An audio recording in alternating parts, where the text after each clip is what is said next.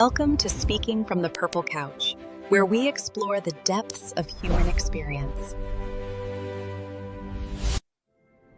We share stories, issues, and situations that will ignite understanding and empowerment. Subscribe and be part of the journey. Because empowerment begins with conversation.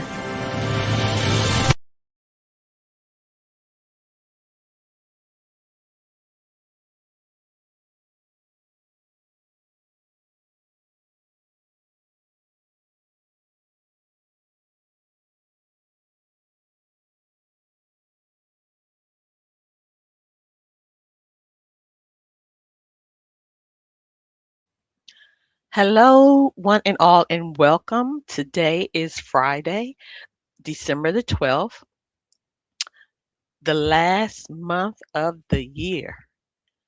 And we are talking about AI, AI twins, robotics, robotic doubles, and our souls. Now, what if I told you that a version of you, version, not virgin, version of you could soon exist without you? It can talk like you, sound like you, respond like you, and maybe even make decisions for you. Now, this isn't a sci fi movie anymore. This is happening right now. And it looks like the movie Surrogates. I had posted um, a while back, what was that movie that Bruce Willis was in where he had a robot double? And Jermaine put in the comments that it was surrogates. And that's exactly what it was. So let's talk about where AI twins and robot doubles are really taking us. Now, we're going to talk about this, and it may seem like this feels like science fiction, but it's starting to look like our real future. If you've seen the movie, it was in 2009, Surrogates. You'll remember a world where people live their lives through idolized robot versions of themselves. Physically perfect android bodies they control from home while their real selves stay safe, isolated, and disconnected from the world. It seems like that's kind of where we're going, or right now, kind of where we are, because we're so caught up with the little handheld gadget that we talk through, text through, look through, scroll through, and it's kind of like isolating us. But, in the movie, people outsource everything to these robot doubles. They go to work, socialize, fall in love, argue, and even fight, all through surrogates. Now, meanwhile, their real human bodies stay hidden away, aging, vulnerable, and untouched by the outside world. They're kind of like in these little pod things, but they're inside a house. Now, the appeal was safety, perfection, and convenience, but the cost was authenticity, connection, and humanity. Now, here's where it gets interesting. Let's fast forward to today. We're not walking around in full robotic bodies just yet, okay? But we are creating AI twins of ourselves. I mean, I have created AI twin. You all have seen several videos where my AI twin is doing different things. And see, I'm kind of living through my AI twin. She had on a fur coat and hat sitting by an open fireplace. I don't have no fireplace where I live. And she was sitting right there talking about, sitting by open fireplace, don't get burned. So I can live through my AI twin in places where I haven't physically gone to, but I can take my AI twin there. I can place my AI twin there. So this is really moving forward.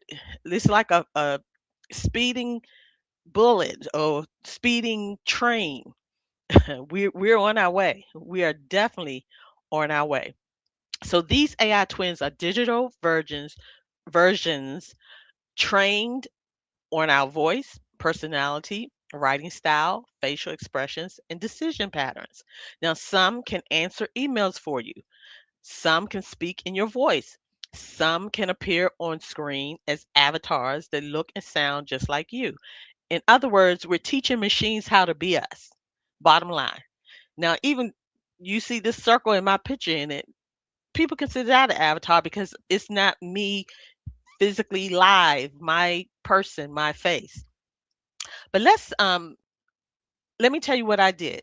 I found an article and there is an AI tool called Notebook where you can put an article in it and it can generate a summary. It can generate a two-person you could do an article, you can do a video, any type of open source, put it into this tool.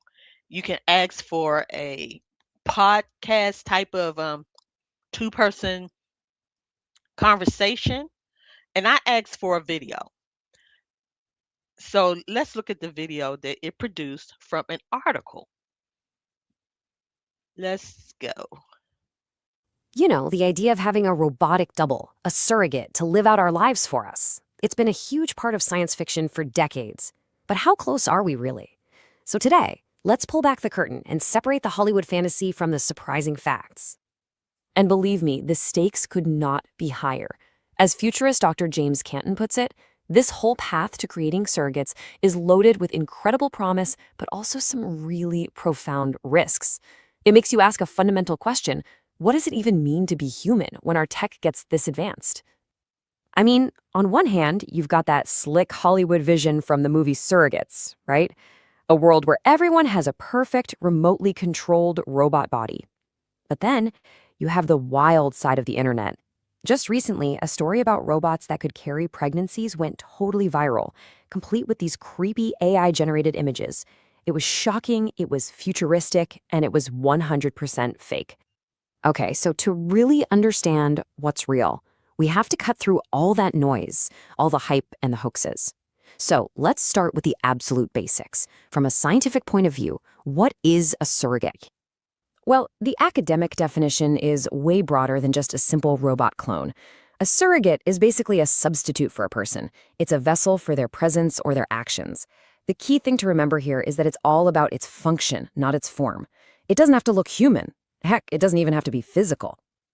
Now, what's really interesting is how this breaks down. Your virtual avatar in a video game? Yep, that's a surrogate. A telerobot, a physical machine that you control from far away? That's a surrogate too. And get this, even an autonomous robot, like your robotic vacuum cleaner, is a surrogate for the human who would otherwise be doing the cleaning. See, it all comes down to who or what is in control. But this isn't just about machines doing our chores. This is where it gets really fascinating. It's about how we psychologically connect with these technologies, how they can literally become extensions of ourselves.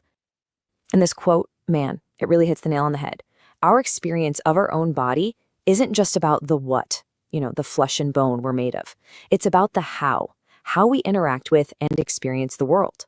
And as we're about to see, technology can completely change that how. And this is a brilliant illustration of what we call technological embodiment. Think about a blind person learning to use a cane. At first, it's just a stick, right? An object they're holding. But over time, their sense of touch actually extends to the very tip of that cane. It stops being a tool and becomes a part of their body. It's a whole new way to sense the world. So let me ask you, is your phone part of you?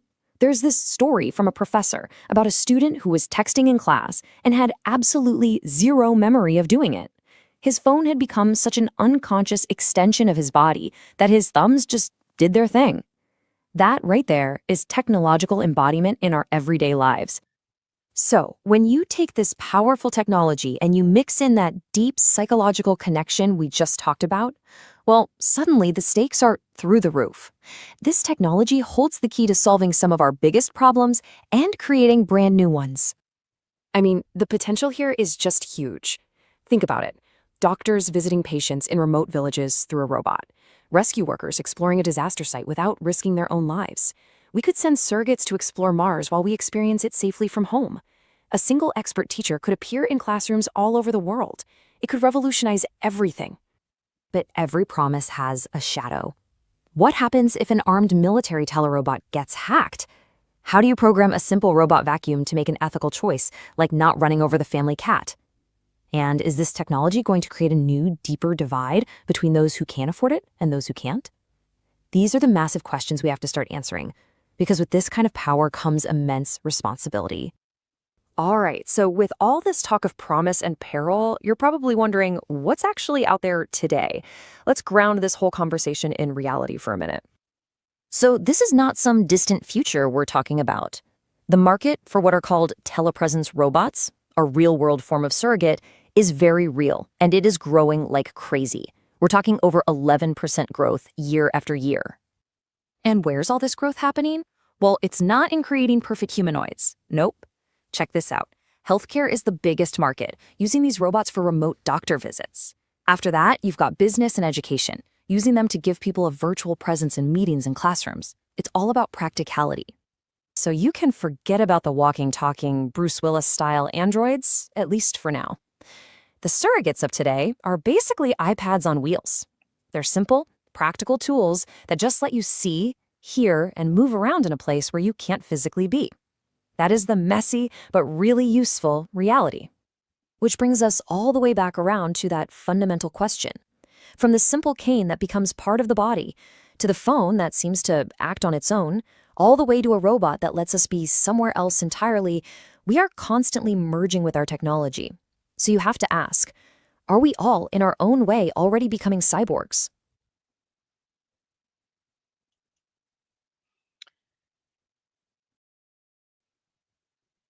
Now, again, let me remind you that I created that by actually finding an article. Let me see if I can share my screen. Okay. And I can walk you through what I did. Okay. Here it is. Okay. All right. So what I did is the source that I used was one article. And from that article, it came up with all these related articles. And then I said, create. And so it did a summary based on the 10 sources. And then I went over here and said, I want the video overview. You can do an audio, you can do a mind map, reports, flashcards, quiz, slide deck, infographic. I've done in the past the audio overview, and it's usually a two-person conversation that you can create like a podcast. But this time, which is new from the last time that I used Notebook, is the video overview. And that is what we just saw. So I think technology, AI is moving quickly. And you really couldn't see that. Let me blow it up some. Okay. So, like I was saying, here are, let me see.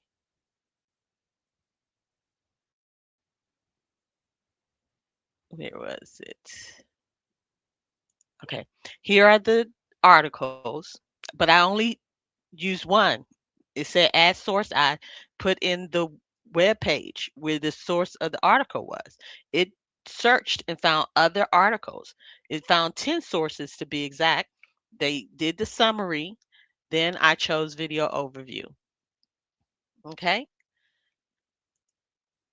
So again, this is so awesome, but it's almost like incredible. Now let's remove that. So as we viewed the video, the short video, it pointed out some things. The rise of robot doubles and AI replicas that can act on our behalf.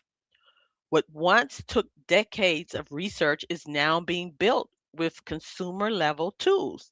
And the pace, it's accelerating, okay? It's like on go.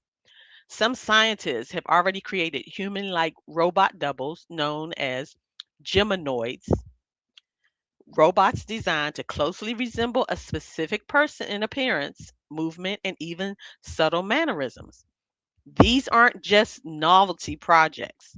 They're being studied to understand how humans emotionally respond to machines that look almost like us. And almost is where things get psychologically fascinating and a little unsettling. Because here's the real question: what happens to identity when a version of you can exist without you? What happens when your AI twin can speak, respond, and represent you even when you're not present? And what happens when people start preferring the perfected, tireless, always polished version of you over the real human one? Just like in the movie Surrogates, the temptation isn't just technology, it's escape. Escape from flaws, from exhaustion, from aging, from social anxiety, from risk. And then when technology offers a cleaner, safer, more controlled version of life, people often choose comfort over authenticity. So right now, we're seeing only the early stages. We have the AI avatars hosting videos, voice clones answering calls, digital doubles handling customer service, bots trained to think and speak like specific individuals. Then we have what they call the trolls, or and the bot farms that are creating uh, accounts and sending out propaganda on these platforms like X and Threads and Instagram, Facebook, you know, all of that. And all of this is happening before we ever step into a robot body. And that's what's make this moment important, because technology doesn't suddenly arrive. It creeps in quietly, gets normalized, and then becomes unavoidable. So the real question isn't if we have AI twins and robot doubles, it's how much of ourselves we're willing to hand over. Are AI twins tools that extend human potential, or are they the beginning of us slowly outsourcing our presence, our voice, and eventually our lived experiences? I love to hear your thoughts about that. Now, now this is where I want to slow it down a bit, because this conversation isn't just about technology. It's about the soul.